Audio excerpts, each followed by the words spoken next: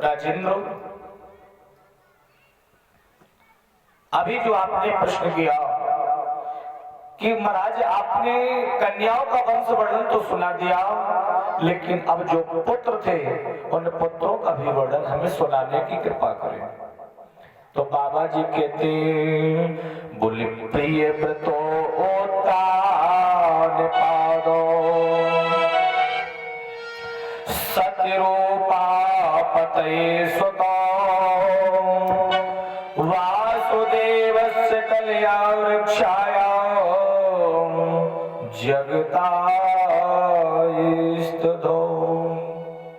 जो पुत्र थे प्रियव्रत और उत्तानपाद, तो महाराज प्रियव्रत इन्होंने राज स्वीकार नहीं किया।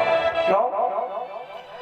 महाराज प्रियव्रत ये जानते थे कि यदि हम राजा बन गए तो मुझे आगे चलकर के मेरा विवाह हो जाएगा, और जब विवाह हो जाएगा तो मैं गृहस्थ जीवन में पड़ जाएंगे, और गृहस्थ जीवन में हम जाना नहीं चाहते। इसलिए इन्होंने अपने घर का ही त्याग कर दिया, घर को छोड़ करके जंगल की ओर प्रस्थान कर गए। अब वहां की प्रजा ने महाराज उत्तानपाद को राजा बना दिया। जब महाराज उत्तानपाद को राजा बना दिया तो इनका विवाह, इनकी पत्नी सुनीति बड़ी ही पतिव्रता नारी थी। तो महाराज सुनीति और उत्तानपाद बड़े हर्ष उल्लास के साथ समय बिता रहे थे। लेकिन धीरे धीरे जब समय व्यतीत होता गया तो महाराज उत्तानपाद के यहाँ कोई संतति नहीं हुई, संतान उत्पन्न नहीं हुई।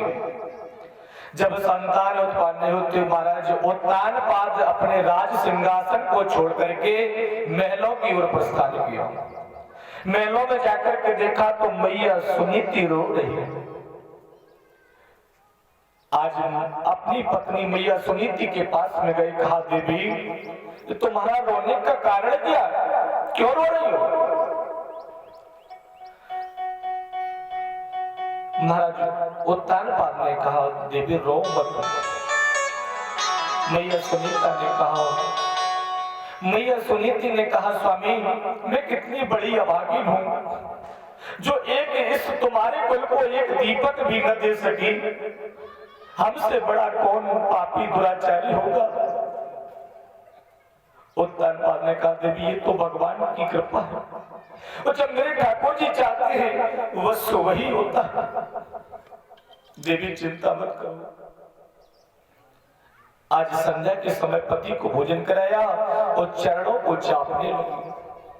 महाराज उत्तानपाद के चरणों को जब चाप रही थी तो मैया सुनीति ने कहा स्वामी एक बात मुझे आपसे कुछ कहना है। उत्तानपाद ने कहा देवी निसंकोच होकर के कहो तुम क्या कहना चाहते हो?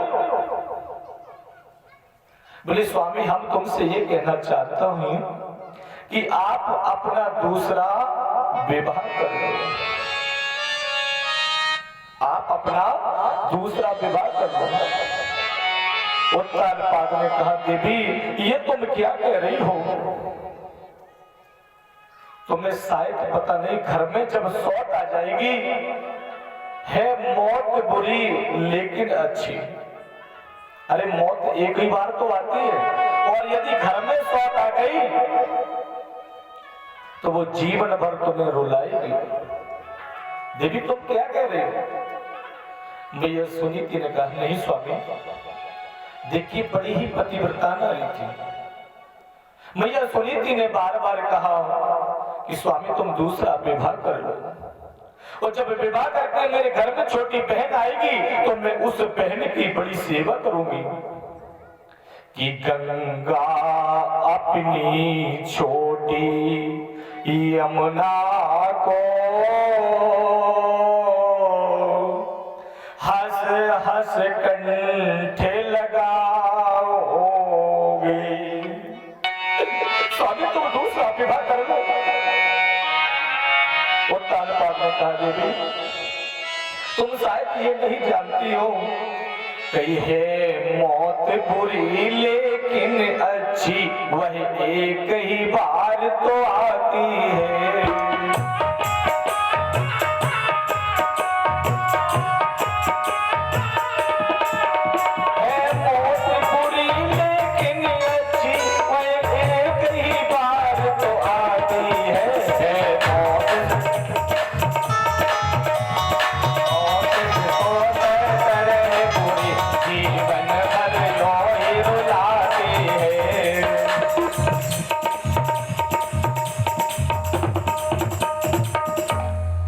इसकी भैया सेटिंग बना दो, ऑर्गन की क्या दिक्कत होगी।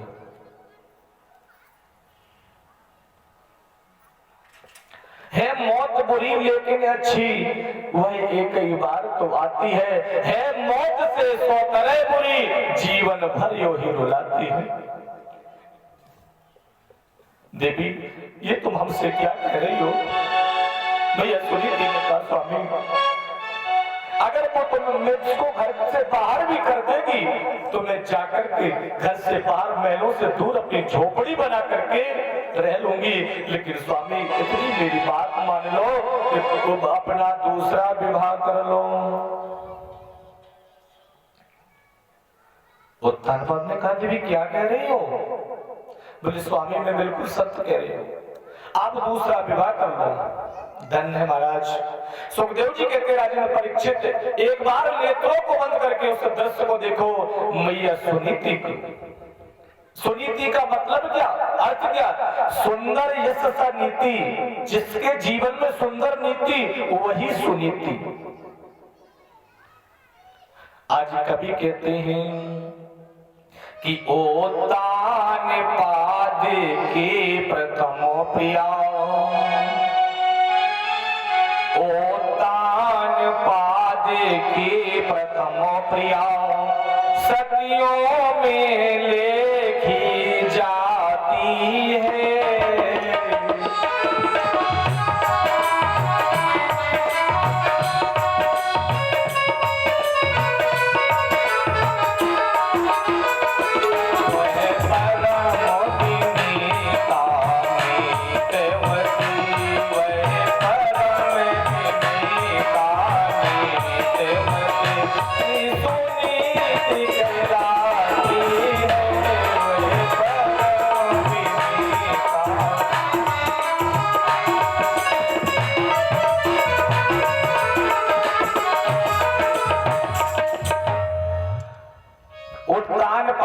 प्रथम प्रिया सतियों में लेखी जाती है वह परम विनीता नीतवती रानी सुनीति कहलाती है। बहुत समझाया।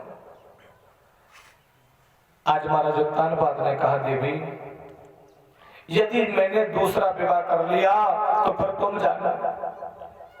सुनीति ने कहा स्वामी कुछ भी हो जाए बस तुम दूसरा विवाह कर लो।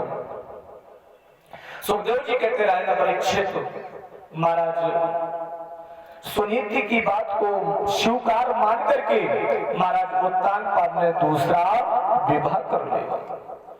जब महाराज उत्तानपाद का दूसरा विवाह हुआ तो सुरची नाम की पत्नी के साथ, और जब पालकी दरवाजे पर आई तो मैया सुनीति हृदय में बड़ी प्रसन्न है और जाकर के अपने राजमहलों में जाकर के आरती की थाल सजा करके उस पालकी के पास आई और आरती करने लगी। आज पालकी से जा करके आज महाराज दूसरी पत्नी सुरची ने देखा और कहा स्वामी ये कौन है। उत्तानपाद बोल नहीं पाए। उत्तानपाद ने कहा देवी ये तुम्हारी बड़ी बहन है, ये मेरी प्रथम पत्नी है। अब तो सुरची ने कहा स्वामी जब तुम्हारे एक नारी थी तो तुम ब्याह करके मुझे क्यों ले आए। ये तो ये महल में रहेगी या मैं ही महलों में रहूंगी। ये तो इसको निकाल दो अपने महलों से बाहर, और नहीं तो मेरी पालकी मेरे पिताजी के हाथ वापस कर दो। तुम्हें धिक्कार है स्वामी, तुम्हें दूसरा विवाह करने की क्या आवश्यकता। उत्तानपाद खड़े होकर के रोने लगे। उत्तानपाद ने कुछ